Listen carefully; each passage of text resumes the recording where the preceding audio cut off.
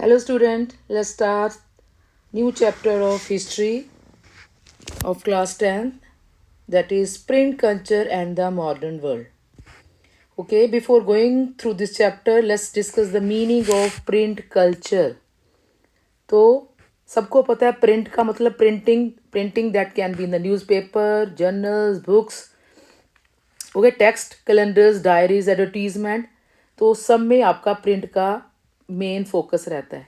तो आप ऐसी वर्ल्ड शायद ही अज्यूम कर पाओ कि प्रिंट के पहले क्या था।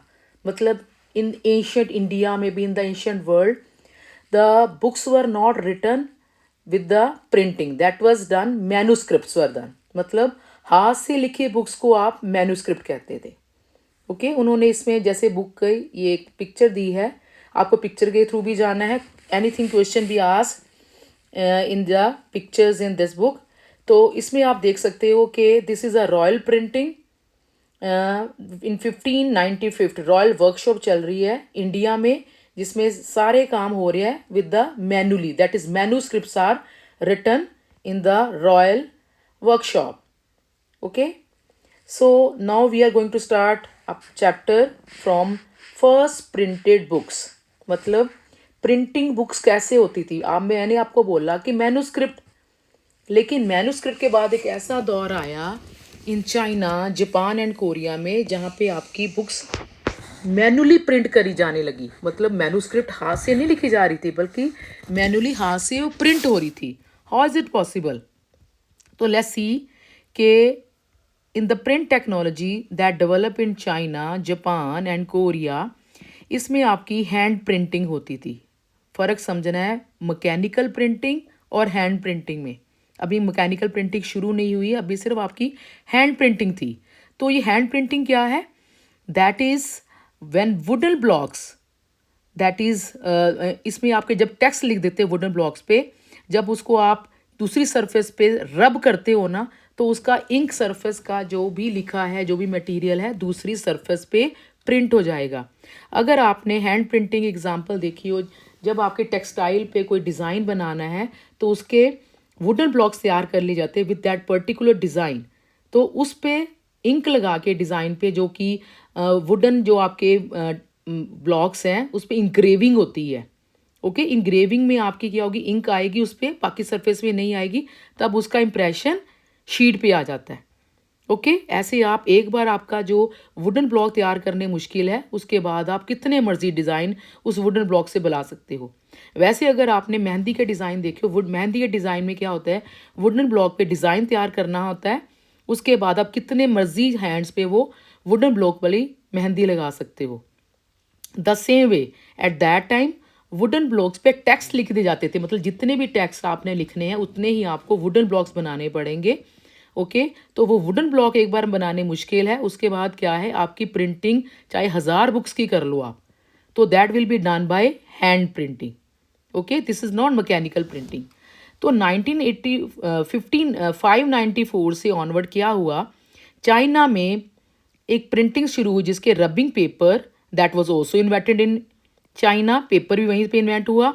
तो अब प्रिंटिंग पेपर कैसे हो रहा था, against ink surface of wood block. तो वही चीज़, पेपर को वुडन ब्लॉक के साथ रब किया जाता था, that is how it got the impression. अगर आपने स्टैम्प देखी हो, स्टैम्प भी आप क्या करते हो, इंक पैड पे उसको रब करके फिर आप पेपर पे स्टैम्प लगा लेते हो। तो दैट इज़ वो आपने देखा होगा, वहाँ पे भी वुडन इनग्रेव्ड होता है, वो सिर्फ आपका जो भी आपने टेक्स्ट लिखा है वही प्रिंट होगा पेपर पे। Got it? तो आपने एक याद रखनी है, यहाँ पे चीज़ एक आती है, यहाँ पे भी अकॉर्डियन बुक। तो that is specially in China. तो ये अकॉर्डियन बुक थी क्या? As both sides of thin porous sheet could not be printed. अब चाइना में क्या है कि वहाँ पे जो पेज है that is not as durable like now we are having. उस टाइम वो था, जो पेज था वो बहुत ही पतला, पोरस टाइप। मतलब आप जब यहाँ पे प्रिंटिंग करोगे उसके निशान आपको दूसरे पेज पे दिखेंगे। तब आपकी यहाँ पे तो प्रिंटिंग हो गई, लेकिन दूसरे पेज पे आप इसकी बैक साइड पे प्रिंटिंग नहीं कर पाओगे, क्योंकि वहाँ पे इसका इम्प्रिंट दिखता था।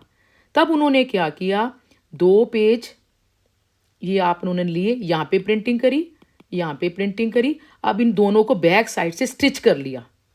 ओके, ये पेज इसके पीछे आ गया, इन्होंने स्टिच, जो बैक वाली साइड दोनों की स्टिच हो गई और आपके दोनों पेजेस पे लिखा जा सकता है। ओके, तो इसको आपने कहना है accordion book of China. Okay, तो accordion book was folded and stitch together at the side and superbly skilled craftsmen could duplicate with the remarkable accuracy। अगर आपको पूछा जाए कि अकॉर्डियन बुक कौन लिखते थे, तो यू शुड नो जो बहुत ही स्किल्ड क्राफ्ट्समैन होते थे उसको एग्जैक्टली कैलीग्राफी में लिखते थे। कैलीग्राफी का मतलब क्या है? Art of writing beautifully. तो this is now easy for you to understand कि how the books were hand printing was done in China.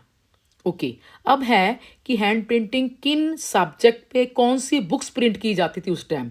तो सबसे पहले पैराग्राफ आपका आता है, जो इंपीरियल स्टेट चाइना थी वो काफ़ी देर तक प्रिंटिंग मटेरियल करती रही, बाकी नहीं, सिर्फ फर्स्ट नंबर पे चाइना है। और चाइना को अपना एक ह्यूज ब्यूरोक्रेटिक सिस्टम चलाना है, जैसे हर कंट्री के लिए ब्यूरोक्रेट्स कौन होते हैं? Civil servant, highest civilian job, that is civilian highest paid jobs are also. तो एडमिनिस्ट्रेशन को चलाने के लिए आपको ब्यूरोक्रेट्स की ज़रूरत है। तो ब्यूरोक्रेट एग्ज़ाम के लिए आपको सिविल सर्विसेज का एग्ज़ाम देना पड़ेगा। If you qualify with the civil service exam तो you will be recruited into the bureaucratic system. Clear? अब उनको ब्यूरोक्रेटिक सिस्टम चलाना है, जिसके लिए उनको सिविल सर्विस एग्ज़ाम होल्ड करवाने हैं। तो सिविल सर्विस एग्ज़ाम के लिए आपको बहुत ज़्यादा स्टडी करनी पड़ती है, बहुत ज़्यादा बुक को गो थ्रू करना पड़ता, only then you can qualify.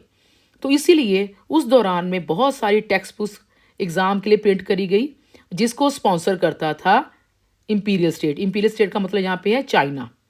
Okay, China वो बुक्स प्रिंट करवाता था क्योंकि ज़्यादा बच्चे उसके लिए पढ़ पाएँ और एडमिनिस्ट्रेशन के लिए तैयार किया जाए उनको सिविल सर्विस एग्ज़ाम के लिए। तो फ्रॉम 16th सेंचुरी जो नंबर ऑफ एग्जामिनेशन कैंडिडेट की बढ़ती चली गई, इसके कारण और ज़्यादा बुक्स प्रिंट करी जाने लगी। आपको एक बात जरूर याद रखनी है कि you will be asked the question according to the centuries also, not only about the years. Got it? तो इसलिए सेंचुरी पे ज़्यादा ध्यान साथ में दीजिए। तो 16th सेंचुरी में जबकि इनकी वॉल्यूम बढ़ती चलेगी बुक्स की, तो 17th सेंचुरी में क्या हुआ कि तो urban culture bloomed in China के mostly the people from rural area they started coming to the urban areas. तो वहाँ पे जो अर्बन कल्चर था उसको काफ़ी ज़्यादा इंक्रीज पॉपुलैरिटी होनी शुरू हो गई, जिसके कारण आपका प्रिंट डाइवर्सिफाई हो गया। डाइवर्सिफाई मतलब they were not just printing the books only for the reading of the students, but they were printing for other subjects, for other people also. वो कौन से लोग थे जिनके लिए प्रिंटिंग करी जाने लगी? तो एक तो नंबर 2 पे आपके आ जाएगा स्कॉलर्स ने शुरू कर दिया, फिर मर्चेंट्स ने अपनी डेली लाइफ में जैसे कि कलेक्शन ऑफ ट्रेड इन्फॉर्मेशन वो भी उन्होंने प्रिंट कल्चर करना शुरू कर दिया उसमें ऐड।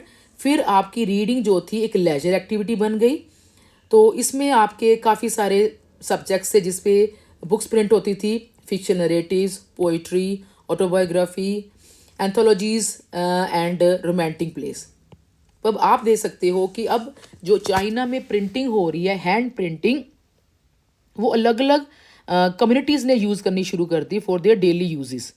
ओके, अब रिच वीमेन ने उन्होंने भी रीडिंग शुरू कर दी, और काफ़ी सारी वीमेन तो पब्लिशिंग भी शुरू कर दी उन्होंने अपने पोइट्री की, प्लेस की। और उसके बाद वाइफ्स जो स्कॉलर्स थी उन्होंने भी पब्लिशिंग शुरू कर दी, और जो कर्टिसन थे कोर्ट में काम कर ले उन्होंने अपनी लाइफ के बारे लिखना शुरू कर दिया। तो you can say in this China got the printing in diverse fields. Clear?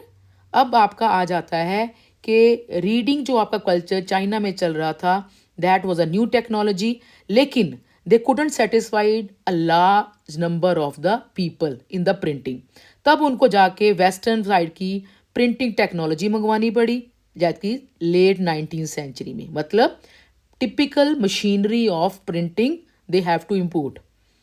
Okay, तो वेस्टर्न पावर्स जो थी उन्होंने अपनी काफ़ी जो टेक्नोलॉजी इन चाइना को एक्सपोर्ट करी, और Shanghai became the hub of new print culture. तो जो प्रिंट कल्चर आपका आया था वेस्टर्न से चाइना में, वहाँ पे जो Shanghai that is the city of China, वो उसका मेन सेंटर बन गया प्रिंट कल्चर के लिए, जिसके जो कि वेस्टर्न स्टाइल स्कूल्स को पूरी तरह से सर्विस प्रोवाइड कर, एक तरह से उनका कल्चर वो दिखा रहा था इसमें सारों में। तो आप कह सकते हो कि हैंड प्रिंटिंग जो थी अब आपकी मैकेनिकल प्रिंटिंग में शिफ्ट हो गई। Got it? तो this is how we have read about the print in China. Now shift to the print in Japan. Yes, तो बुद्धिस्ट मिशनरीज जो थे वो चाइना में उन्होंने हैंड प्रिंटिंग देखी और उन्होंने इसको टेक्नोलॉजी को जापान में इंट्रोड्यूस किया. तो मिशनरीज कौन होते हैं? The missionaries are the people those who are preaching about their religion.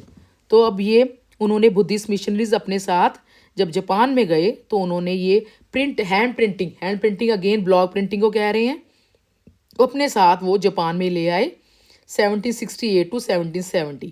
तो सबसे जो पुरानी जापानीज बुक है जो कि 768 के 100 साल बाद 868 में प्रिंट करी गई, उसका नाम था डायमंड सूत्रा.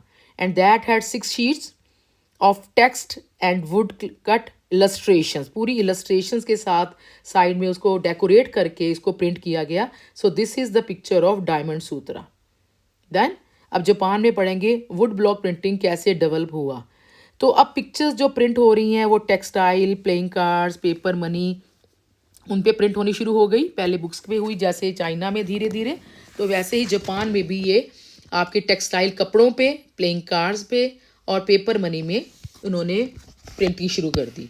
तो मिडीवियल जापान जो था उसमें पोएट्स, प्रोज, वो सब अब ये आपकी प्रिंटिंग शुरू हो गई विद द ब्लॉक प्रिंटिंग, और काफ़ी वो चीप थी उस हिसाब से. ओके, अब आपका जो प्रिंटिंग थी, विजुअल मटेरियल, वो काफ़ी बढ़ना शुरू हो गया, लोगों ने उसमें इंटरेस्ट लेना शुरू कर दिया. और Edo, that is the old name of Tokyo is the capital of Japan.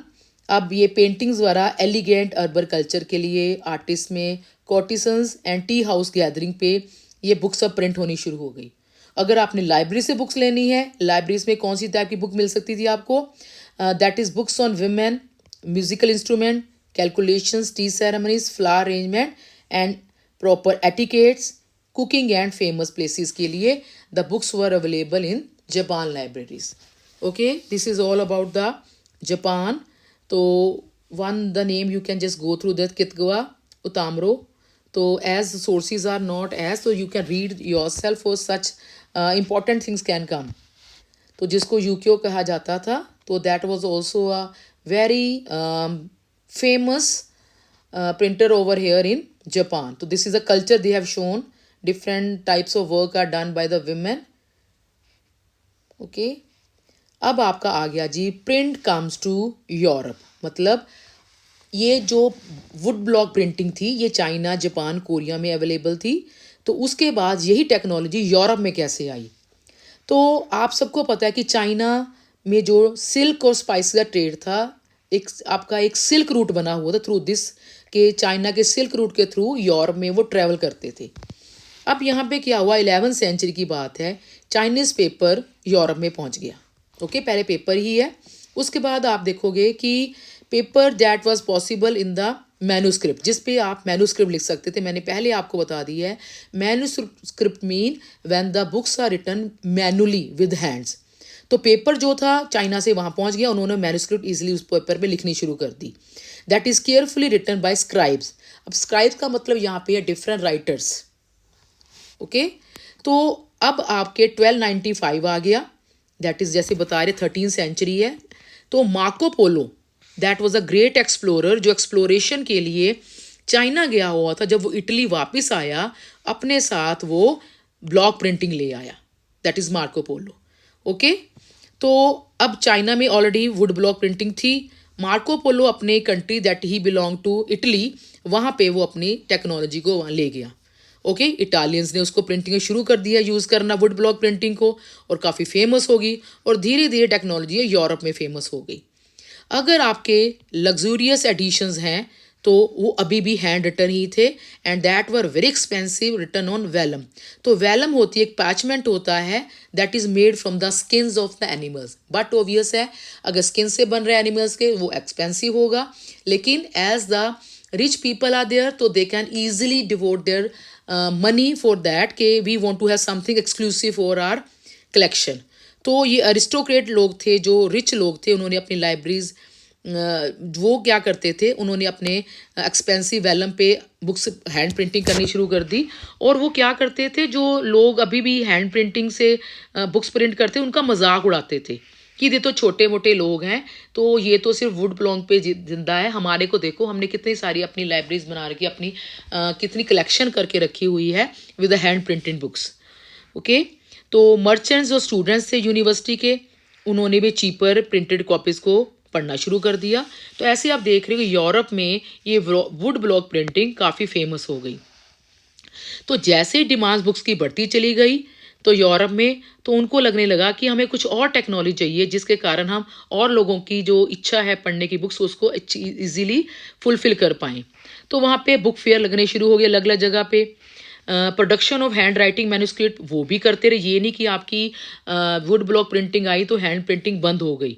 तो जैसे मैंने आपको इंडस्ट्रियलाइजेशन में बोला था कि इंडस्ट्रियलाइजेशन में ये नहीं कि आपकी मशीनरी आ गई तो हाथ से बनने वाली प्रोडक्शन ख़त्म हो गई, that was also going along with the machinery. ऐसे आपकी अगर वुड ब्लॉक प्रिंटिंग है साथ से मैन्यूस्क्रिप्ट भी प्रिंट हो रही हैं और प्रॉपर उनकी डिमांड भी है बाय द पीपल। तो स्क्राइब्स जैसे मैंने आपको बोला है, स्क्राइब्स आपके राइटर्स हैं, स्क्राइब स्किल्ड हैंड राइटर्स हैं और वो वेल्दी लोगों के लिए अभी भी बुक्स लिख रहे थे।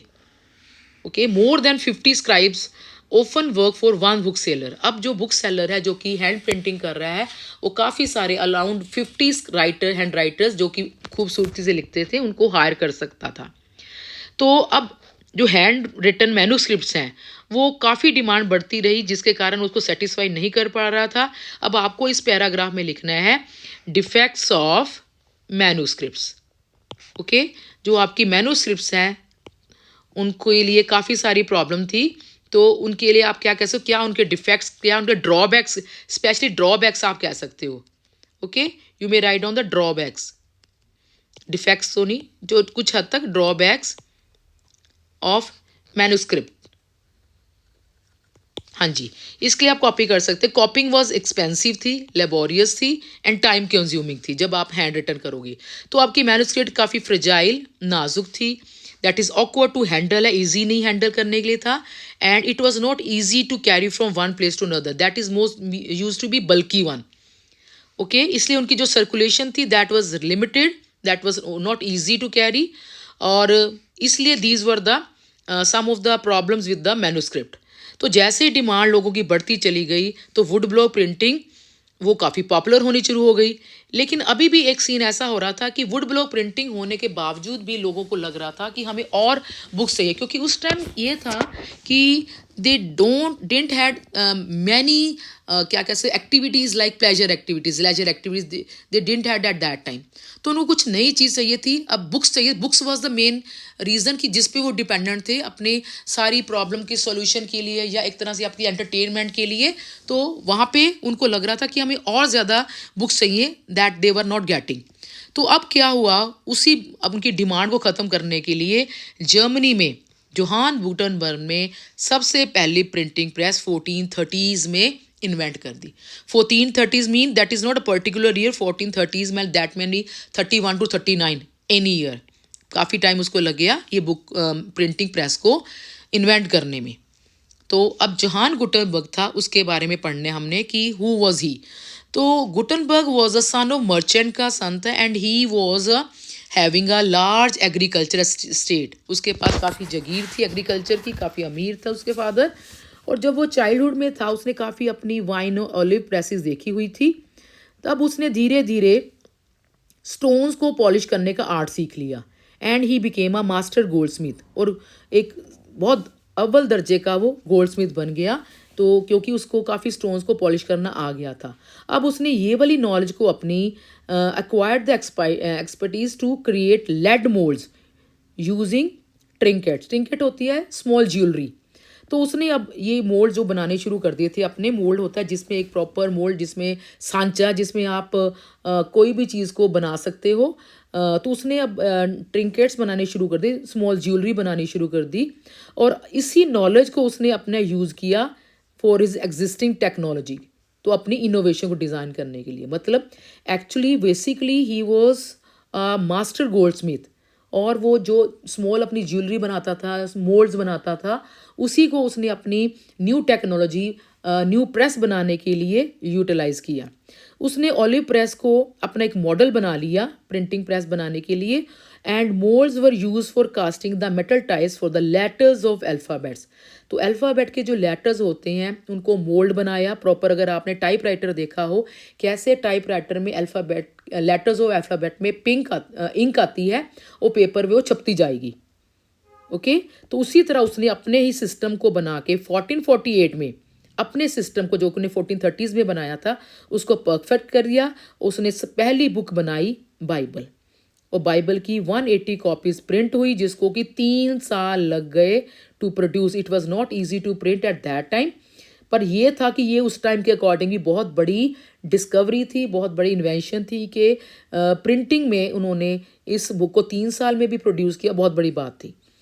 ओके, तो अब आपका है कि जो आपकी न्यू टेक्नोलॉजी हुई आर्ट ऑफ प्रोड्यूसिंग, तो ये कैसे धीरे धीरे डेवलप हुई। आपने याद रखना है कि ये नहीं कि आपकी प्रिंटिंग प्रेस आ गई तो इसका मतलब सब कुछ प्रिंटिंग हो रहा है। That was not easy to print as well. हाँ जी, अब जो प्रिंटेड बुक्स उन्होंने सबसे पहले प्रिंट करनी शुरू करी, तो that was resembling exactly the manuscript in appearance. मतलब अब आपको आदत पड़ी है कि हमने मैन्युस्क्रिप्ट पढ़नी है। अब आपका दिमाग डाइवर्ट करना प्रिंटिंग बुक को पढ़ना, दैट इज़ नॉट ईजी।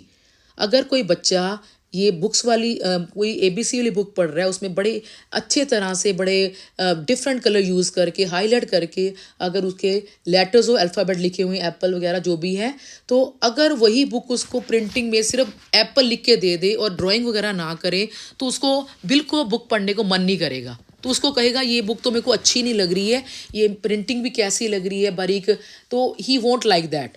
तो इसीलिए उन्होंने क्या किया कि जो पब्लिक थी उसको कन्विंस करना कि आपने प्रिंटिंग जो आपकी मैन्युस्क्रिप्ट को बजाय आपने क्यों मैकेनिकल प्रिंटिंग पढ़नी है, उसको कन्विंस करना इजी नहीं था। तो उन्होंने पहले क्या किया, जो मेटल लेटर्स थे, मतलब जो उनकी प्रिंटिंग में लेटर्स होते, that were imitating the ornamental hand writing style. मतलब उस टाइम हमारी तरह बुक्स नहीं थी उनकी, जैसे हमारे ये लेटर्स दिख रहे हैं आपको, ये हैंड राइटिंग दिख रही है, आप यूज टू इसके हो। लेकिन उस टाइम जो जो आपके इनके जो लेटर्स थे अल्फ़ाबेट के, वो बिल्कुल एग्जैक्टली हैंड रिटन स्टाइल के थे कि उनको कन्विंस करना है कि आपको कोई फ़र्क नज़र नहीं आएगा, आपको ऐसे महसूस हो कि आप मैन्युस्क्रिप्ट ही पढ़ रहे हो। ओके, इसलिए उन्होंने क्या एफर्ट किए, उन्होंने बॉर्डर्स को बड़े अच्छे से इल्यूमिनेट किया, हैंड विद फॉलिएज। अगर आपने देखा ये बुक आपकी है तो that is looking very boring one. अगर यहीं पे उन्हें बॉर्डर्स वगैरह बना दे, ओके, यहाँ पे फॉलिएज होता है ब्रांचेस ऑफ ट्री, जिसमें कि बड़े अच्छे से शो किया होता है समथिंग टू एल्यूमिनेट, कि आपको अच्छा लगना। जैसे आप कोई भी एक्टिविटी बनाते हो, उसमें आप क्या करते हो, जब आप टेक्स्ट लिखते हो उसको डेकोरेट करना शुरू कर देते हो कि it will look beautiful to see. तो उसकी आप इस तरह कह सकते हो, उसकी ऑब्जर्वेशन या उसको देखना बड़ा अच्छा सूदिंग लगता है, तभी आप उसको थोड़ा सा इलस्ट्रेट कर देते हो। तो इसी तरह उन्होंने क्या किया, बॉर्डर्स को बड़े अच्छे से इल्यूमिनेट किया हैंड फॉलिएज बना के अदर पैटर्न से, और इलस्ट्रेशंस वर पेंटेड। तो मैनुअली वो उसको पेंट भी कर रहे थे, जो भी उसको हाईलाइट चीज़ों को कर रहे थे। तो इस तरह बुक्स प्रिंटेड फॉर रिच के लिए अलग तरह से होती थी, कुछ स्पेस डेकोरेशन के लिए छोड़ दी जाती थी, जो कि मैनुअली करनी पड़ती थी उनको बाद में। ओके, तो हर परचेज़र जो था अपने अकॉर्डिंगली ऑर्डर दे सकता था कि कैसी मेरे को बुक चाहिए, कैसी इलस्ट्रेशन चाहिए। रिच लोग स्पेशली अपने हिसाब से कस्टमाइज़ करते थे प्रिंटिंग को, कि क्या हमें अलग चीज़ चाहिए जो हम लोगों को शो ऑफ करे कि हमने तो बहुत ज़्यादा पैसा खर्च के प्रिंटिंग में भी काफ़ी हैंड मटेरियल डाल दिया है। तो उनको 100 ईयर्स लग गए 1450s टू 1550s, जब ये यूरोप में एक्चुअली फेमस हुई।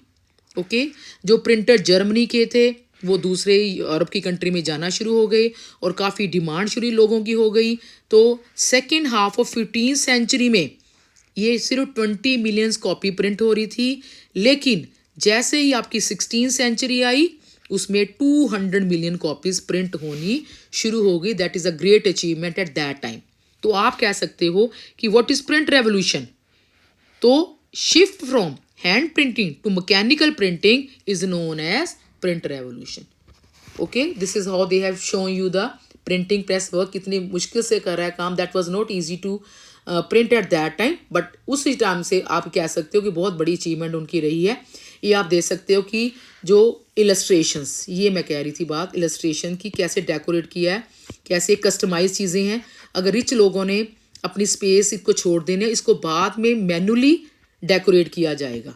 प्रिंटिंग में सब कुछ आपका मटेरियल ये सारा आ गया, ओके, लेकिन ये चीज़ें छोड़ी हैं, ये बाद में आप मैनुअली करके कस्टमाइज हैं, उनके ऑर्डर के अकॉर्डिंग आप उनको बना कर दो, ठीक है। तो इस तरह आप देख सकते हो कि उन्होंने कैसे एक प्रिंटिंग मटेरियल को ईजिली उनकी अप्रोचेबल बना दिया। तो this is how you can see the press is going, कैसे काम अलग अलग जगह पे हो रहा है। आपने हर एक पिक्चर को पूरा फोकस करना है, that can be asked anything.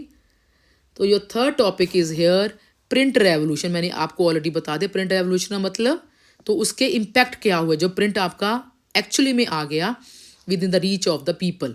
तो इसने प्रिंटिंग ने सिर्फ increase in production of books ही नहीं की, बल्कि लोगों की लाइफ, उनके रिलेशनशिप तक चेंज कर दिए, ओके। तो अब न्यू रीडिंग पब्लिक कैसी थी, why they have written reading, क्योंकि अब बुक्स को लोग खुद पढ़ पा रहे हैं, पहले में भी हर एक की अप्रोच में बुक नहीं थी। तो जैसे प्रिंट प्रेस डेवलप हुई, एक न्यू रीडिंग पब्लिक आ गई, जिसने कि प्रिंटिंग की कॉस्ट को रिड्यूस किया, टाइम लेबर जो भी उसको चाहिए थी सबको बहुत कम कर दिया, ओके। काफ़ी मल्टीपल कॉपीज़ प्रिंट होनी शुरू हो गई और मार्केट में फ्लड की तरह वो बुक्स आ गई। तो एक न्यू कल्चर रीडिंग का आपके लिए आना शुरू हो गया। तो and reading was restricted to elites, yes, कि जैसे ही है कि पहले आपकी जो शुरू में था क्या कि एलिट्स होते हैं आपके highly rich people, that is creamy layer of the society. तो सिर्फ रीडिंग एलिट्स लोग ही कर सकते थे, क्योंकि बुक्स वर वेरी एक्सपेंसिव। लेकिन अब क्या प्रिंटिंग मशीन आने से क्या हुआ, कॉमन पीपल ने रीडिंग करनी शुरू कर दी। शुरू में कॉमन पीपल जो थे हमेशा अपने ओरल कल्चर में ही रहते थे। ओरल का मतलब है क्योंकि वो बुक्स प्रिंट रीड नहीं कर पाते थे, उनके पास बुक खरीदने के लिए इतनी मनी नहीं थी, इसलिए जो कुछ उनको ओरली मिलता था तो वो उसको सिर्फ सुनते थे। मतलब खुद रीड करने के लिए ना तो लिटरेसी लेवल इतना हाई था और ना ही उनके पास बुक्स अवेलेबल थी, इसलिए सिर्फ वो ओरल कल्चर में जिंदा थी। अगर उन्होंने कोई सेक्रेट टेक्स्ट सुननी है वो भी ओरली सुनते थे। अगर कोई बैलेट्स रिसाइड करने हैं, बैलेट्स होते हैं आपकी हिस्टोरिकल अकाउंट होती हैं फोक टेल्स की, जिसको कि गाया जाता है, तो वो भी रिसाइड करते थे अपने मतलब ओरली। एंड फोक टेल्स भी ओरली नरेट होती थी। मतलब आप तरह एक कह सकते हैं कि knowledge that was transferred orally, क्योंकि उनके पास कोई भी एक्सेस नहीं बुक का था, तो हर नॉलेज को ओरली एक दूसरे से पास आउट करते थे, ओके। तो पीपल, ये पहले की बात ही बता रही है, कलेक्टली एक स्टोरी को देखते थे, सुनते थे और परफॉर्मेंस को सिर्फ देखते थे, जो कि उनके पास एक्चुअली बुक्स नहीं थी। तो प्रिंट आने से पहले तो बुक्स वर एक्सपेंसिव भी थी, ओके, सफिशिएंट नंबर उनके लिए हो भी नहीं पाती थी। But now books could reach to the wider section. अब आप कह सकते हो earlier there was hearing public जो सुन सकती थी, लेकिन अब उनके पास शुरू हो गई रीडिंग पब्लिक। ये आपको सारा दिखाया अर्लियर कि what happened before the coming of the printing machine. लेकिन अब आपके पास एक न्यू रीडिंग पब्लिक आ चुकी है जो कि बुक्स को पढ़ सकती है, क्योंकि बुक्स अब चीपर हो चुकी हैं। पर उन्होंने बताया जो ट्रांजिशन है ना, मतलब hearing public to reading public बनाना, it was not so simple. Why? क्योंकि ये बुक्स सिर्फ एजुकेटेड लोग पढ़ सकते हैं, लेकिन उस टाइम जो आपका लिटरेसी लेवल था यूरोपियन कंट्री में टिल 20th सेंचुरी वो बहुत लो था। अगर बंदा पढ़ा लिखा नहीं है, बुक्स चीपर भी हो गई, उसका फ़ायदा क्या है? तो इसीलिए पब्लिशर ने बड़ा अच्छा काम किया। जो बुक्स को पब्लिश करते हैं उन्होंने कॉमन लोगों को इस बात के लिए वेलकम करवाया कि आप ऐसे करो वाइडर सेक्शन में पहुंचने के लिए कि जो बुक्स नहीं पढ़ सकता है उसके लिए उन्होंने क्या चीज़ ढूंढी, those who could not read enjoying the listening the books. अब ऐसे करेंगे, प्रिंटर्स ने क्या किया, जो पॉपुलर बैलेट्स थे, फोक टेल्स थी, जिनको आप ऑलरेडी जानते हो। अगर आपको एग्जांपल इंडिया की मैं दूं, अब आपको जैसे कुछ फेरी टेल्स पता है, सिंपल स्टोरीज, मॉरल स्टोरीज पता है, अगर आपको रामायण के बारे में पता है, थोड़ा महाभारत के बारे में ऑलरेडी पता है, वही बुक प्रिंट करूँगी तो आपको स्टोरी तो पता ही थी। थोड़ी बहुत आप जब जनरलाइज करोगे और उनको आप देखोगे कि अगर आपको पिक्चर के थ्रू दिखाया गया है तो यू फील अट्रैक्टेड, ओके। तो यही कुछ उन्होंने पब्लिशर्स ने क्या किया, जो पुरानी फेरी टेल्स थी, पुरानी फोक टेल्स थी, बैलेड वगैरह थी, उनको प्रिंट किया, ओके। बुक्स को उन्होंने इलस्ट्रेट किया विद पिक्चर्स। तो दे वर संग एंड रिसाइटेड गैदरिंग्स में, विलेजेस में, इन टैवरन्स में। टैवरन में जहाँ पे आप जैसे लोग लिक्वर को कंज्यूम करते हैं, तो वहाँ पे जब उनको सामने बुक आती थी वो बड़े खुश होते थे। जैसे एक छोटे बच्चे को अगर आप बुक्स दिखाओगे with so many pictures, so many illustration, तो that feel attracted toward the book कि मेरे को बुक पढ़नी, मेरे को देखनी है। तो वैसे ही जो बड़े एडल्ट्स हैं उनके लिए बहुत बड़ी बात थी कि जब वो इतनी अच्छी बुक देख रहे जिसमें सारी प्रिंटिंग करी हुई थी, पिक्चर्स थी, और उनकी खुद की स्टोरीज जो उन्होंने बड़े पहले सुनी हुई थी ओरल कल्चर में, वो प्रिंटर में देख सकते थे, तो बड़े खुश थे।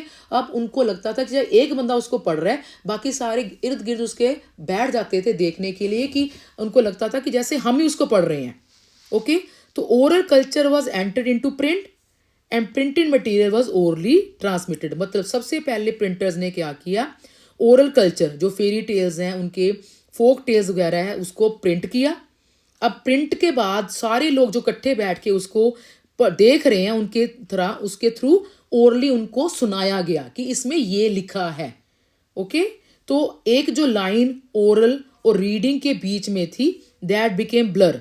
जैसे अगर कोई बुक को आप पिक्चर्स देख रहे हो, कोई एक बंदा पढ़ने वाला है, कोई दूसरी लैंग्वेज में है, आपको नहीं पढ़नी आती, जब वो पढ़ेगा और आपको ऑलरेडी उसकी स्टोरी पता है, लेकिन जब पिक्चर के थ्रू आप उसको देख रहे हो, आपको लगेगा कि मैं ही पढ़ रहा हूँ।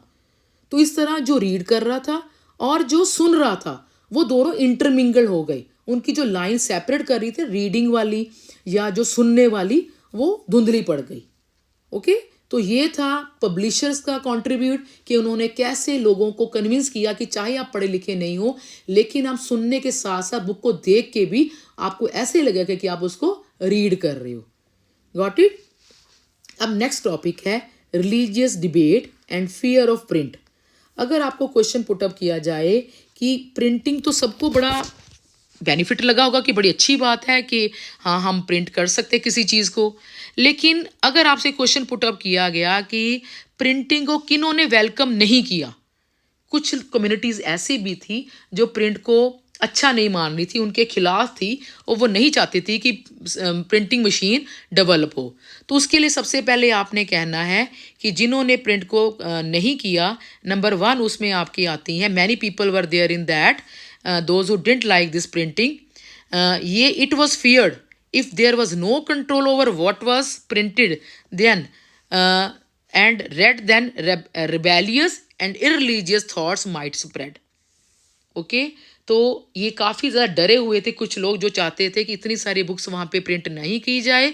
तो उसके लिए उनको ये डर था कि अगर प्रिंटिंग इतनी पॉपुलर होगी, जो रिबेलियस रिवोल्ट वाले आइडियाज़ हैं और रिलीजन के अगेंस्ट आइडियाज़ है, वो इतने स्प्रेड हो जाएंगे कि उनको रोकना मुश्किल हो जाएगा। अगर ऐसा हुआ तो जो वैल्यूएबल बुक्स थी, लिटरेचर थी, उनकी जो वैल्यू डिस्ट्रॉय हो जाएगी। तो इसको एक्सप्रेस किया number 1 religious authorities, number 2 monarchs। तो रिलीजियस अथॉरिटी जिनका दबदबा बना हुआ था रिलीजन के ऊपर कि कोई भी अगर रिलीजन के केस कुछ बोलता था, उनको पनिश देने के लिए वो हमेशा तैयार थी। जैसे एग्जांपल रोमन कैथलिक चर्च, तो दे ऑलवेज देयर कि there shouldn't be any heretical ideas against the religion. अगर कुछ ऐसा होता है तो उनको पनिश करने में वो जरा सा भी झिझकाते नहीं थे। तो ये कभी भी नहीं चाहते थे रिलीजियस अथॉरिटीज़ के प्रिंटिंग को लोगों के हाथ में दे दिया जाए कि जब दिल करे उसके अकॉर्डिंग वो रिलीजन के बारे में लिखे। दूसरे monarchs, लुई 16 जैसे, जो कभी नहीं चाहते थे कि प्रिंटिंग के कारण लोगों में अवेयरनेस आए, इनलाइटनमेंट आए और वो स्टेट के अगेंस्ट खड़े हो जाए। तो उन्होंने कभी भी प्रिंट को वेलकम नहीं किया। और तीसरे थे राइटर्स, इरास्मस राइटर, हम आगे बढ़ेंगे। तो कुछ राइटर ऐसे थे, वो चाहते थे कि अगर इतनी ज़्यादा बुक्स मार्केट में प्रिंट होनी शुरू हो गई तो जो वैल्यूएबल बुक्स हैं, जिनको हम बड़ी क्यूरियोसिटी, बड़ी लगन से साथ पढ़ते हैं, उनकी वैल्यू ख़त्म हो जाएगी। लोगों को चीपर एडिशन मिलने शुरू हो जाएंगे, अलग अलग तरह के मटेरियल में वो इंगेज रहेंगे। जो वैल्यूएबल बुक्स हैं उनकी वो वैल्यू नहीं करेंगे। तो इसीलिए 3 तरह की अथॉरिटीज़ थी जो कि प्रिंटिंग को, जिनको कभी भी उन्होंने वेलकम नहीं किया। तो you can see this one images produce in early modern year celebrating the coming of print. Okay, how they are just welcoming that descendant to heavens. तो अब आपका एक question very important that is coming. 1517 में क्या हुआ? अब जैसे कि डर था रिलीजियस अथॉरिटी को, वही चीज़ हुई। मार्टिन लूथर उसने 95 थीसिस लिखी। थीसिस होते हैं आपकी किसी चीज़ के बारे में, कोई भी टॉपिक हो सकता है जिसके बारे में आप रिसर्च लिखते हो। रिसर्च जब आप किसी के मेंटोर के अंडर लिखते हो उसको आप पूरी तरह से एक ऑथेंटिक होते हैं आपके। तो वो उन्होंने क्या किया, इसने ये रोमन कैथोलिक चर्च के बारे में उसने एक तरह से क्रिश्चियन रिलीजन के बारे में उसने थीसिस लिखे, जो कि उसके डिस्कवरी करी थी, और वो उसने 95 थीसिस उसके लिए लिख दिए। ओके, थियोलॉजी कहते हैं इसमें। थियोलॉजी, ही वॉज थियोलॉजिस्ट था, क्योंकि थियोलॉजी का मतलब होता है that is that creation of the God, nature of the God के बारे में जो रिसर्च करता है। तो उसने क्या किया अपने 95 थीसिस में, उसने काफ़ी सारी practices, rituals Roman Catholic church के उसको अपोज किया। क्रिटिसाइज मतलब उसको अपोज किया। ओके, तो प्रिंटिंग कॉपी जो थी उसकी, उसने एक कॉपी जो उसने अपने क्रिटिसाइज किया था सारी प्रैक्टिसेस को, एक कॉपी उसने विटनबर्ग चर्च में पोस्ट कर दी कि और चैलेंज किया कि चर्च को कि तुम मेरे आइडियाज़ भी आके डिबेट करो, कि जो भी मैंने रिसर्च की है उसके बिना पे आप इतने सारे रिचुअल्स लोगों को दे देते हो, इतनी सारी प्रैक्टिसेस करवाते जिनकी ज़रूरत नहीं है। रिलीजन को रिलीजन की तरह रखो, ना कि अननेसेसरी लोगों को उस पर ख़राब करो। तो जब लूथर ने ये कुछ प्रिंट किया तो उसकी राइटिंग्स को रिप्रोड्यूस किया गया इतने वास्ट नंबर पे, और सब लोगों ने इसको बहुत ज़्यादा अच्छे से पढ़ा, और जिसके कारण डिवीज़न हुई चर्च में। That is beginning of Protestant reformation. अब ये प्रोटेस्टेंट रेफर्मेशन क्या है? इसका मतलब है कि जो रोमन कैथोलिक चर्च में, जो कि जैसे मैंने बोला उसमें काफ़ी सारे रिचुअल प्रैक्टिसेस थे, लोगों ने वाकई माना ये मार्टिन लूथर बिल्कुल सही कह रहा है, इनकी ज़रूरत नहीं है हमारी कॉमन लाइफ में, फिर भी हम क्यों उनको फॉलो कर रहे हैं। तो लोगों ने उनका पूरी तरह से उसको सपोर्ट किया मार्टिन लूथर को, और कहा कि ये बिल्कुल सही है। और जो रिफॉर्म्स आए ना दिस आपकी रोमन कैथोलिक चर्च में, तो उनको कहा जाता है प्रोटेस्टेंट रेफर्मेशन।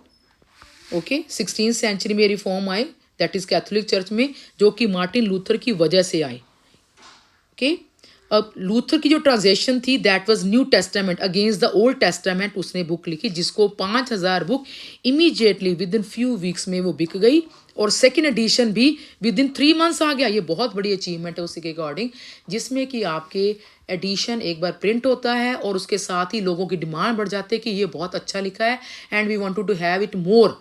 तो जैसे ही उनके विद इन वीक्स बुक बिकी, और साथ ही में कि उसके विद इन 3 मंथ्स में सेकेंड एडिशन भी आ गया।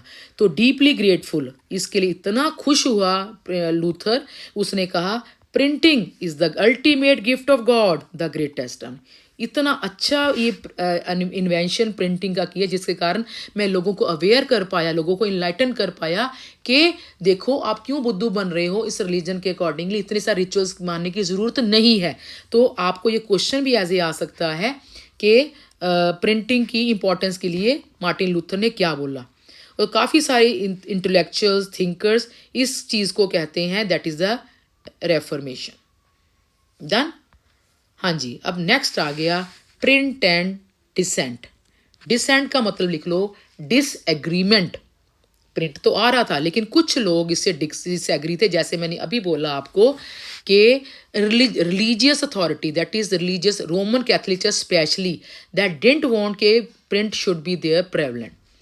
ओके, तो अब क्या हुआ, जैसे ही पॉपुलर रिलीजन लिटरेचर आना शुरू हुआ, स्टिमुलेट हुआ, मतलब बहुत इंक्रीज हुआ, तो काफ़ी सारे लोगों ने इंटरप्रिटेशन करनी शुरू कर दी रिलीजन के नाम पे, और कुछ जो लिटिल एजुकेटेड वर्किंग क्लास है उन्होंने पढ़नी शुरू कर दी। तो ऐसी आपकी स्टोरी आती है मनोक्यो की। तो मनोक्यो एक मिलर था इटली में, जिसने के जो भी उसकी लोकेलिटी में बुक्स अवेलेबल थी ना उसको पढ़ना शुरू कर दिया। मतलब he was not as educated like Martin Luther, आप एग्जाम्पल दे सकते हो। तो मार्टिन लूथर तो बहुत एक्सपर्ट, बहुत स्कॉलर था। तो अब ये मनोक्यो तो बहुत कम पढ़ा लिखा, जो भी बुक्स अवेलेबल है उसने पढ़नी शुरू कर दी। अब उसने क्या किया, बाइबल के मैसेज को री इंटरप्रेट कर दिया, दोबारा से उसकी व्याख्या कर दी, और गॉड का एक व्यू तैयार कर दिया उसकी क्रिएशन का, जिसके कारण enraged mean angry, Roman Catholic church को गुस्सा आ गया। जैसे मैंने कहा रोमन कैथोलिक चर्च कभी भी नहीं चाहेगी कि रिलीजन के बारे में कोई बंदा उठ के सवाल तैयार, और उनके गॉड के बारे में, उनके बाइबल के बारे में कोई बोल जाए वो कभी बर्दाश्त नहीं करेंगे।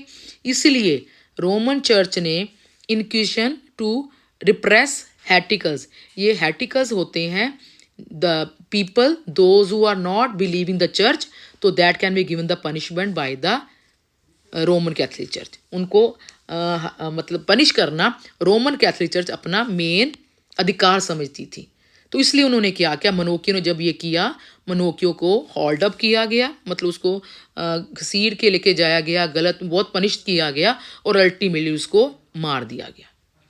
तो रोमन चर्च ये चाहती थी कि ऐसी ट्रबल उसको दोबारा ना आए, कोई उसके फेथ को दोबारा हर्ट ना करे, इसलिए उन्होंने क्या किया, they start making the maintaining the index of prohibited books from 1558। ऐसे आइडियाज़ दे के उन्होंने कहा आगे से कोई भी रोमन कैथलिक चर्च के अगेंस्ट नहीं लिखेगा, otherwise the action has to be taken. तो ये एक तरह से हेरिटिकल व्यूज़ जिसको कहते हो आपकी, चर्च के अगेंस्ट कोई भी बोल नहीं सकता था, वो व्यूज़ उन्होंने तैयार किए। तो ये बुक में आप में इसको पिक्चर में दिखाया गया है कि फियर ऑफ प्रिंटिंग प्रेस, ये फियर दिखाए गए हैं कि कैसे प्रिंटिंग फियर लोगों की लाइफ को ख़राब कर सकते हैं। और इसी में आपको इरास्मस का व्यू दिखाया है, जो कि एक लैटिन स्कॉलर था और वो भी कैथलिक रिफॉर्मर था। वो प्रोटेस्टेंट रिफॉर्मर था जैसे आपका मार्टिन लूथर, ये कैथलिक था, जो कि हमेशा, जैसे आपको पहले हमने कहा 3 थे ना this writers, many writers were against the printing. तो वो कभी नहीं चाहता था कि इतनी सारी बुक्स प्रिंट करी जाए, तो वो थोड़ा उसने लूथर से अपना डिस्टेंस बना के रखा। उसको चिंता थी कि ये इतनी सारी प्रिंटिंग नहीं होनी चाहिए। कहता अगर इतनी प्रिंटिंग शुरू हो गई, इतनी बुक्स हो गई शुरू, तो ये बुक्स जैसे मार्केट में स्वाम्स फ्लाई जैसे मक्खियाँ आती हैं ना, इतनी तरह बुक्स हमारी आ चुकी हैं हमारे यहाँ पे मार्केट में। तो इसके कारण जो हमारे रिलीजियस व्यूज़, जो हमारे वैल्यूएबल व्यूज़ हैं, वो ख़त्म हो जाएंगे। तो उसको इस चीज़ का ये डर था। हाँ जी, अब आपका आ गया 4th topic is reading mania. Mania होता है कि एक तरह पागलपन तक पढ़ना भी, मेरे इतनी लत लग चुकी है कि मैंने पढ़ना है, थोड़ा काम ख़त्म किया फटाफट, हाय मैं रीडिंग करनी है, मेरी रीडिंग रह रही है, मैंने जाना है, मतलब हर समय दिमाग में वो रीडिंग घूम रही है, तो एक तरह जुनून। ओके, तो ये रीडिंग मेनिया क्या था। अब है 17-18 सेंचुरी, आपका लिटरेसी लेवल इंक्रीज़ हो जाता है, यूरोप की बात चल रही है स्पेशली, और चर्चिज़ ऑफ डिफरेंट डिनोमिनेशंस होती हैं, जैकि मतलब किसी रिलीजन की सब आगे पार्ट्स, वो काफ़ी स्कूल सेटअप कर लेते हैं विलेजेस में। लिटरेसी लेवल पीजेंट आर्टिस्ट में काफ़ी बढ़ जाता है। यहाँ पे आपको पीजेंट के मैं बता दूँ what is the difference between peasant and farmers. Peasant जो होते हैं वो दूसरों की लैंड पे कल्टीवेशन करते हैं, they those who don't have their own lands, और फार्मर्स वो होते हैं जिनकी अपनी लैंड होती है। तो मोस्टली आप जब भी एंशिएंट हिस्ट्री पढ़ोगे आपको वर्ड वहाँ पे मिलेगा peasant, because they are mostly working on the others land. तो पीजेंट और आर्टिशियंस में लिटरेसी लेवल बढ़ाना, ये भी रिलीजन चर्च वगैरह ने अपनी रिस्पॉन्सिबिलिटी ले ली थी। और यूरोप में काफ़ी पार्ट में ये लिटरेसी लेवल 60 to 80% बढ़ चुका था, और स्कूल भी बनने शुरू हो गए थे। And there was a virtual reading mania. अब वर्चुअल रीडिंग मेनिया का मतलब क्या है कि आपके पास अगर बुक्स नहीं है, जैसे वर्चुअल में आप कह सकते हो लाइक ऑनलाइन, कि that you don't have any physical contact, लेकिन आपकी अप्रोच है वहाँ पे, नॉट फिजिकली।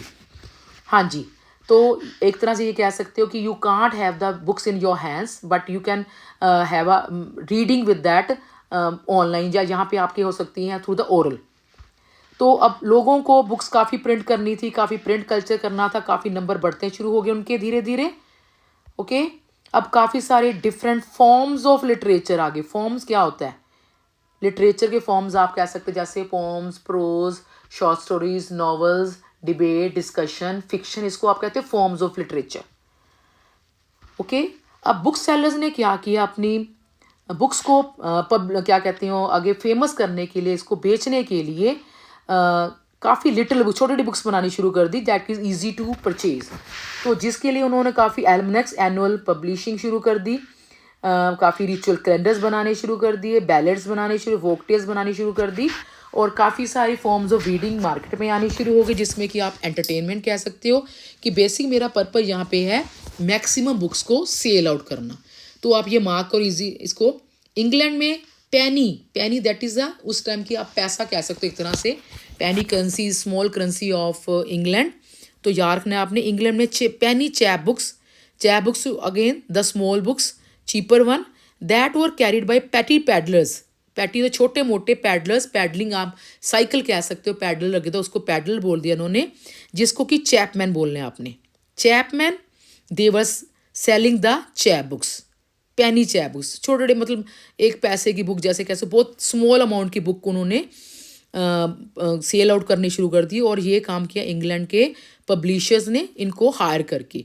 वो एक पेनी की बुक थी इसीलिए, क्योंकि बहुत स्मॉल क्या कह सकते हो आप इसको, बड़ा चीपर एडिशंस होते थे, बड़ी स्मॉल बुक थी, पॉकेट साइज बुक थी। तो एक पेनी की उन्होंने ये बनानी शुरू करी और पैडलर्स को इसके लिए इन्वॉल्व किया, क्योंकि even the poor people could bye them. और फ्रांस में यार्क ने आपने बिब्लियोथिक ब्लू, ओके, चाहे बिब्लियोथिक लिखा, इसको आपने बोलना है बिब्लियोथिक ब्लू। तो फ्रांस में that was also cheaper edition. ये बड़ी लो प्राइस स्मॉल बुक्स थी जिसको कि बड़ी पुअर क्वालिटी के पेज पे बनाया जाता था और इसके ब्लू कवर्स थे।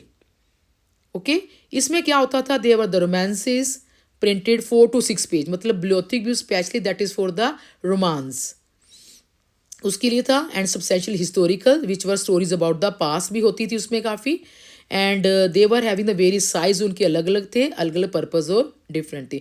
तो आप इस तरह देख सकते कैसे लोगों की, पुअर लोगों की रीच में भी ये आपकी बुक्स आनी शुरू हो गई हैं। तो वहाँ पे पीरियोडिकल प्रेसेस थी 18th सेंचुरी में, जो कि करंट अफेयर्स, एंटरटेनमेंट उनको करता था। और न्यूज़पेपर जर्नल शुरू हो गए, धीरे धीरे डेवलपमेंट बता रहे हैं। तो ऐसे ही धीरे धीरे क्या हुआ, जो साइंटिस्ट थे, फिलोसफर्स थे, वो they became more accessible to common people. पहले क्या था, कोई भी डिस्कवरी एक पर्टिकुलर कम्युनिटी में हुई, वहीं की होके रह गई। लेकिन प्रिंटिंग का कारण क्या है, जो बड़े बड़े स्कॉलर्स हैं, फिलोसफर्स हैं, उन्होंने अपनी डिस्कवरीज को प्रिंट किया कि जो साइंटिफिक माइंड पीपल हैं वो इजीली इसको पढ़ सके और अपनी डिस्कवरीज में उसका यूटिलाइज कर सके। तभी उन्होंने एग्जांपल दी है, साइंटिस्ट लाइक आइजक न्यूटन, उसने अपनी डिस्कवरीज को पब्लिश किया और काफ़ी सारे साइंटिफिक माइंडेड लोगों ने उनको गो थ्रू किया। तो इसके कारण वो काफ़ी फेमस हुए। जो स्कॉलर्स थे like Thomas Paine, Voltaire, Jean Jacques Rousseau, उनकी भी प्रिंटिंग रीडिंग को काफ़ी लोगों ने पढ़ना शुरू किया। This is all because of the printing. तो काफ़ी सारे रीजनिंग, रैशनैलिटी वाले आइडियाज़ पॉपुलर लिटरेचर में आने शुरू हो गए। ओके, तो अब आपका आता है tremble therefore tyrants of the world. Tyrants कौन होते हैं, दैट इज अत्याचार। अत्याचार कौन करता है, मोस्ट प्रोबेबली द मोनर्क्स। ओके, तो मोनर्क्स ने अत्याचार करना शुरू कर दिया, वो उसके बारे में आपने करना है। बाय मिड 18th सेंचुरी एक कॉमन कन्विक्शन थी कि जो बुक्स है ना, वो आपकी प्रोग्रेस ऑन इनलाइटनमेंट लेके आएगा। इनलाइटनमेंट मीन जागरूकता, to have some new idea, to that is you are not getting earlier, now you are having awareness some for that, though that is enlightenment।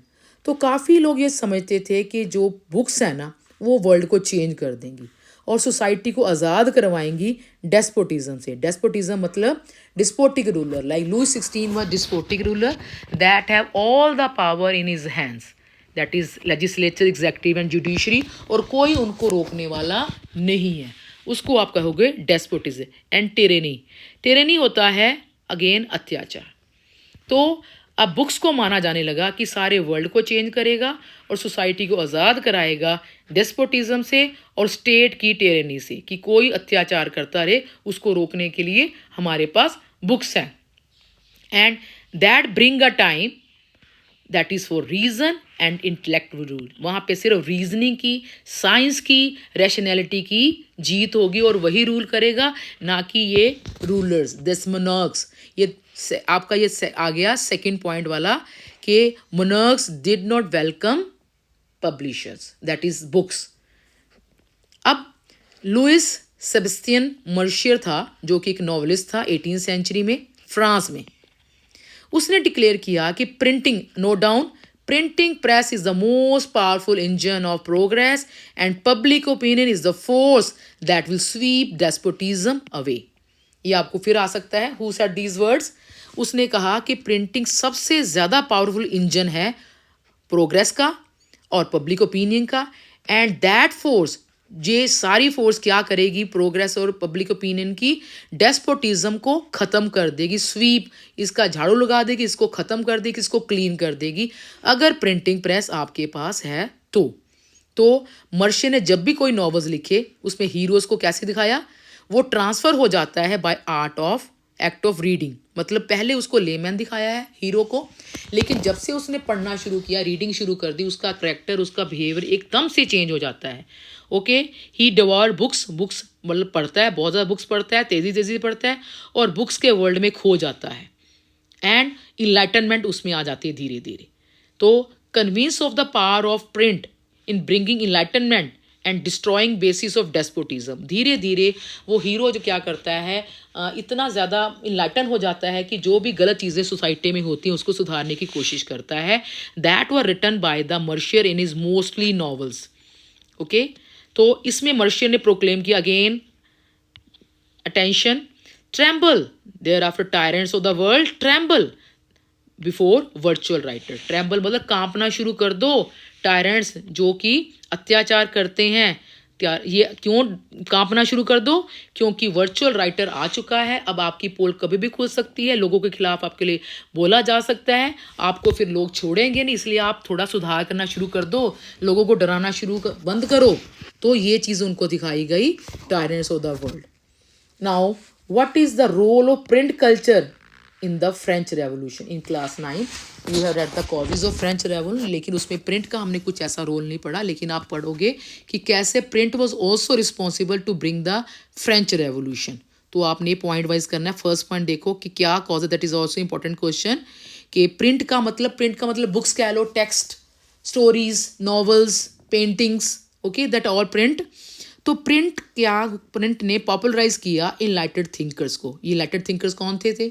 John Locke, Rousseau, Montesquieu, Voltaire. Okay, तो इनके जो भी thinking थी, जैसे आपने books पढ़ी, इनकी books काफ़ी थी 9th क्लास में, जिसमें दिखाया गया कि आप लोग क्यों इस लुई 16 को मान रहे हो, क्यों इस मोनार्की को मानना ज़रूरी है, Y you don't have your own government, that is a democratic government, you should have your own rule regulations, you should just choose your own government and rule yourself। ये कौन होता है लुई 16 आप पे रूल करने वाला? थोड़ा सोचना शुरू करो। उन्होंने अपनी राइटिंग्स को लोगों तक पहुंचाया, एक क्रिटिकल कमेंट्री देके, ट्रेडिशन पे, सुपरस्टिशन पे, डेस्पोटिज्म पे, इन सारे चीज़ों पे उन्होंने लिखना शुरू किया कि लोगों जागो और अपने आप को आर्गूमेंट करो, that is a rule of reason rather than custom. ये मत सोचो कि हमारा कस्टम चला आ रहा है कि हमारे पे राजा ही रूल करेगा। Why you don't have your own government? थोड़ा रीजनिंग, थोड़ा रैशनैलिटी अपनी में लेके आओ। And demanded that everything should be जज through application of reason rationality, मतलब अपनी आइज़ में, अपने माइंड में रैशनैलिटी लेके आओ कि ये नहीं कि हमें तो गॉड ने ये राजा बना के दिए, हमें तो ये सहना पड़ेगा, हमें बर्दाश्त करना पड़ेगा, हम कैसे किंग के अगेंस्ट बोल सकती हैं। डोंट थिंक लाइक दैट, बल्कि आप सोचो कि क्यों वो हम पे इतने क्रुएलिटी कर रहे हैं, हमारे लिए कर क्या रहा है वो, थोड़ा सोचना शुरू करो इसके लिए। इसलिए उनको जगाया लोगों को थ्रू द प्रिंट कि आप सोचना शुरू करो, Y you don't have your own government. तो इसलिए इसके आइडियाज़ को उन्होंने कहा, दे अटैक्ड, उन्होंने क्या, किस पे? दे मतलब स्कॉलर्स ने अटैक किया सेक्रेड अथॉरिटी। सेक्रेड अथॉरिटी मतलब चर्च पे। चर्च आपको पता है कि चर्च जो थी फ्रांस में, वो भी उनसे टैक्स ले रही थी। एक तो टैक्स कॉमन पीपल को देना पड़ता था चर्च को, और दूसरा देना पड़ता था स्टेट को, मोनार्क्स को। तो और जो दोनों थे, चर्च वाले नोबिलिटी और जो आपके थे मोनार्क्स, वो टैक्स कोई नहीं देते थे, उनको कोई पूरी रिलैक्सेशन थी। लेकिन कॉमन पीपल को बहुत ज़्यादा अत्याचार करते थे और वो सारे टैक्सेस उनको देने पड़ते थे। तब उन्होंने चर्च पे अटैक किया कि ये कौन होते हैं यहाँ पे से टैक्स लेने वाले? डिस्पोटिक पावर ऑफ स्टेट, के जो आपका लुई 16 है, ही इज़ अ डिस्पोट मैन, उसके पास सारी पावर्स हैं, कुछ भी आपके साथ कर सकते हैं और आप कुछ बोल भी नहीं सकते। तो why you are suffering so much? तो जो eroding the legitimacy of social order based on tradition, उसने कहा कि जो आपका tradition first, second, third state बनाई गई है ना by the legitimate government, that has to be removed, उसको ख़त्म करो। ये why there is a hierarchy of first, second, third state, there should be equality among the people, ये लोगों को दिमाग में डाली गई।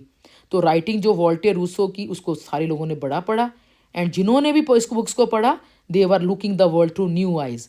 जो न्यू आइज क्वेश्चनिंग कर रही थी, क्रिटिकल थी, रेशनल थी। वाकई हम तो बेवकूफ़ है, इतने सालों से पिस रहे हैं, क्यों हम ऐसा कर रहे हैं, हम ही टैक्स क्यों दे रहे हैं, हमारे लिए वो कर क्या रहे। तो जिन्होंने उनकी बुक्स को पढ़ा उन्होंने सोचा कि वाकई हमें कुछ करना चाहिए अपने लिए, अपने फैमिली के लिए, अपने लोगों के लिए। तो ये जो लुईस 16 है और ये चर्च वाले हमें बेवकूफ़ इतने सालों से बना रहे हैं। तो that is because of the printing of the scholars. तो सेकेंड रीज़न क्या था, प्रिंट। उसने एक न्यू कल्चर लेके आया, डायलॉग एंड डिबेट। धीरे धीरे लोगों ने डिस्कस करना शुरू कर दिया, डिबेट शुरू हो गई कि कुछ लोगों ने कहा नहीं राजा तो बहुत ज़रूरी है, हम उसको नहीं हटा सकते। कुछ कहते क्यों नहीं, जो पढ़े लिखे हो गए थे, जिन्होंने पढ़ा इनके स्कॉलर्स के आइडियाज़ को, नहीं ये तो बहुत ज़रूरी है, हमें तो रिवोल्ट लेके आना पड़ेगा, नहीं तो हम तो ऐसे मरते रहेंगे। तो इसलिए एक नया दौर आया डिबेट एंड डिस्कशन का, जिसमें कि सारी वैल्यूज़, नॉर्म्स, इंस्टीट्यूशन को रीइवैल्यूएट किया गया, मूल्यांकन किया गया दोबारा से कि ये किंग की इंस्टीट्यूशन ज़रूरी है। इंस्टीट्यूशन का मतलब यहाँ पे आएगा मोनार्की ज़रूरी है, ये चर्च ज़रूरी है, इनके रूल्स रेगुलेशन वैल्यूज ज़रूरी है। उसको दोबारा से डिस्कस किया गया और सब ने अपनी रीजनिंग, अपनी रैशनैलिटी यूज़ की कि वाकई हमें इन चीज़ों की ज़रूरत नहीं है। तो इस प्रिंट के थ्रू उनमें एक रेवोल्यूशन आया, सोशल रेवोल्यूशन आया कि हमें अपने लिए कुछ करना पड़ेगा। ये डिस्कशन वाला दौर शुरू हुआ। और 1780s, ये याद रखना ईयर, ये 12 इंडियन वाले पॉइंट में भी आएगा आपके। तो थर्ड पॉइंट था, तो यहाँ पे इतनी आउटपोरिंग, इतनी ज़्यादा, मतलब एक था in the minimum time a number of books were printed. थोड़े टाइम में ज़्यादा प्रिंटिंग का प्रोडक्शन होना, उसको आउटपोरिंग कहते हो। इतनी आउटपोरिंग हुई जिसने कि मॉक्ड, मजाक उड़ाया, रॉयल्टी का, मोनार्की का मजाक उड़ाया और उनकी मॉरल वैल्यू को अपोज किया। उन्होंने दिखाया कैसे, लुक एट दिस पिक्चर, कैसे ये गरीब बंदे कितना ज़्यादा हार्ड वर्क कर रहे हैं। ओके, ये कैसे रंगरलियों में गुजरा रहे हैं अपने आप को। These monarch, Louis 16 etcetera, nobility, ये पूरा इंजॉय कर रहे हैं, मौज मस्ती कर रहे हैं। और जो कॉमन पीपल है उसकी लाइफ कितनी ज़्यादा हार्ड है। मतलब through this cartoons and caricatures उन्होंने हाईलाइट करवाया कि आप क्यों पीस रहे हो, क्यों इतने टैक्सेस दे रहे हो, जबकि ये आपके लिए कुछ भी नहीं कर रहे हैं। तो यहाँ पे उन्होंने क्या किया, क्रिटिसाइज उनकी मॉरल वैल्यू को कहा और उन्होंने क्वेश्चनिंग करी कि इन कार्टून कैरिकेचर्स में कि आपको मोनार्की जो आपकी एब्जॉर्ब है विद द सेंशुअल प्लेजर में, और आप लोग इतनी हार्डशिप बर्दाश्त कर रहे हो। तो दैट इज़ हाउ उनके सेंटीमेंट जागे, उन्होंने सोचना शुरू किया। तो आप इसमें ये भी कह सकते हो, या इसमें है कि सिर्फ लोगों ने वॉल्टेयर रूसो के आइडियाज़ ही नहीं पढ़े, बल्कि उनके मोनार्क के द्वारा जो भी थे आइडिया चर्च के द्वारा प्रिंट किए गए, उनको भी उन्होंने पढ़ा। They had a balance view about all these things. हाँ जी, अब 19th सेंचुरी आ गई है। 1718 के बाद 1800 वाले ईयर्स आ गए हैं। अब the books were printed for the children, women and workers. तो आपको ये आपका फर्स्ट पैराग्राफ है regarding children, that is quite easy. हाँ जी, चिल्ड्रन के लिए क्या है, प्राइमरी एजुकेशन कंपलसरी हो गई। Primary mean 1st to 5th class compulsory हो गई लेट 19th सेंचुरी में। और इसमें प्रोडक्शन ऑफ टेक्स्ट बुक शुरू हो गया। अब बच्चे अपने आप अपनी बुक्स लेके आ सकते थे। पहले क्या होता था, टीचर सिर्फ एक बुक के थ्रू उनको पढ़ाता था and they have to just revise orally. अब बुक्स बच्चों के पास आनी शुरू हो गई है और चिल्ड्रन की प्रेस शुरू हो गई है, लिटरेचर बढ़ गया।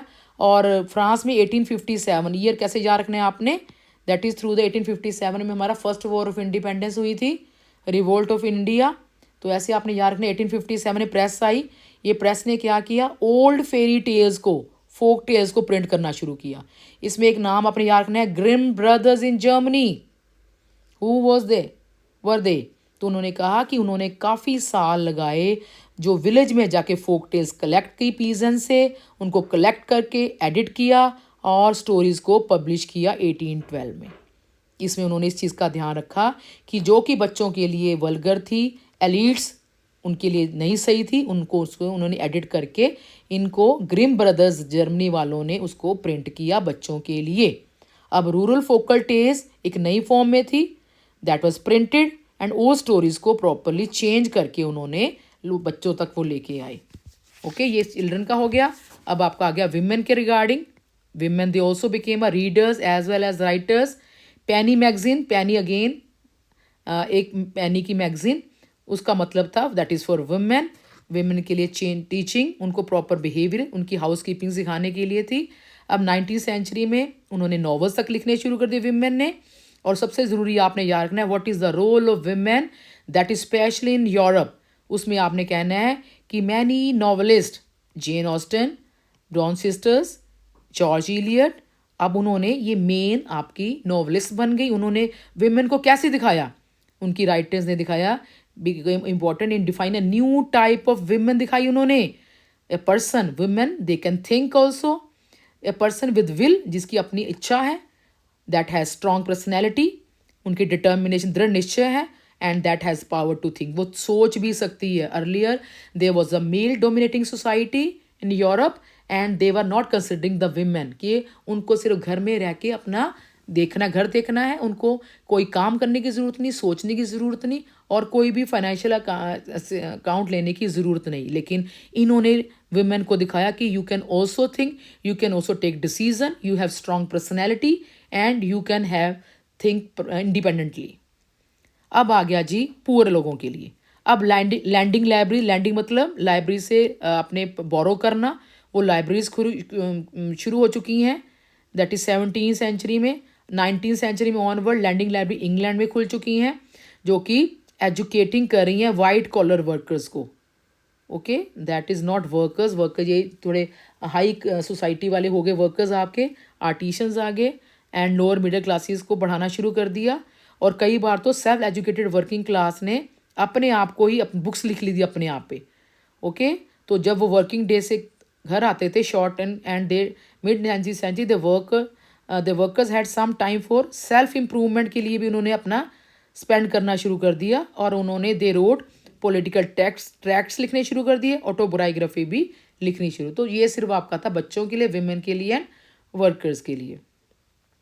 This is the last topic of your European print, then your Indian print will start. तो फर्दर इन्फॉर्मेशन में इन्होंने कंपाइल कर दिया कि उसके बाद कौन कौन सी इन्फॉर्मेशन हुई। उसमें आपने करना है कि लेट 18वीं सेंचुरी में प्रेस काफ़ी ज़्यादा मेटल वाली बन चुकी थी।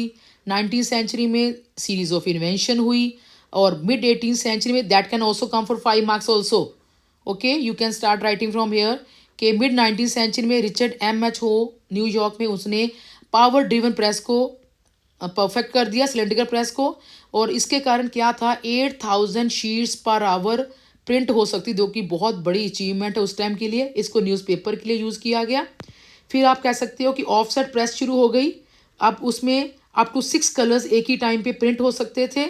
फिर आप कह सकते हो कि 20वीं सेंचुरी में इलेक्ट्रिकल ऑपरेटेड प्रेस आ चुकी है, जिसने कि इंक्रीज़ किया प्रिंटिंग ऑपरेशन का काम। और सीरीज ऑफ अदर इन्वेंशंस आ गई हैं, methods of feeding paper improved, quality of plates became better, automatic paper reels, photoelectric controls, color register were introduced। ये सारी कंपाइल्ड है, मैंने कहा कि सारी टोटल उन्होंने इन्वेंशंस बता दी हैं। Accumulation of several individual mechanical improvements हो गई, और printers and publisher continuously develop new strategy sell their product. तो धीरे धीरे अब सीरियलाइज इंपॉर्टेंट नॉवेल्स भी आने शुरू हो गए हैं। ओके, 1920s में इंग्लैंड में popular works sold in cheap series like shilling series आ गई है, जैसे पेनी चैप बुक्स थी, वैसे ही इंग्लैंड में शिलिंग सीरीज आ गई है।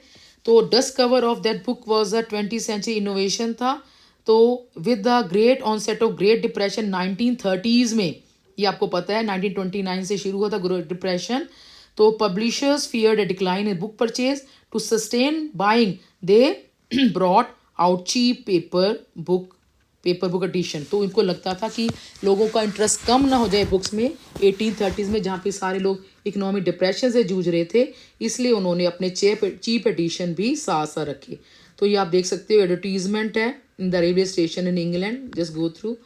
Okay, now I am going to end this part of yours. तो we will continue with the second part in the chapter, because that is of the India and the world of print. Okay, thank you students. I'm going to